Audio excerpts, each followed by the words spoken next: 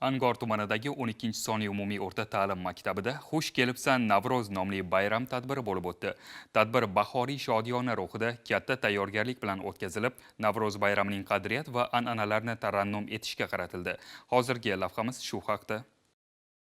Tadbir davomida o'quvchilar Navro'zni madh etuvchi she'rlar, qo'shiqlar hamda milliy raqslarni ijro etishdi. Shuningdek, sahna ko'rinishlari orqali ajdodlarimizdan meros bo'lib kelayotgan Navro'z urf-odatlari jonlantirildi. O'quvchilar sumalak, osh, halim kabi milliy taomlarning tayyorlanish jarayonlarini sahnalashtirib namoyish qilishdi. Bayramning ajralmas qismi bo'lgan milliy liboslar esa tadbirga alohida fayz bag'ishladi. O'sib kelayotgan yosh avlodlarimizga milliy kiyimlarimiz, qadriyatlarimiz va milliy taomlarimiz, hunarmandchiliklarimiz ko'rsatish maqsadida ushbu tadbirni tashkillashtirdik. Navro'zi olam yasharish, yangilanish bayrami bilan butun O'zbekiston xalqini tabriklayman.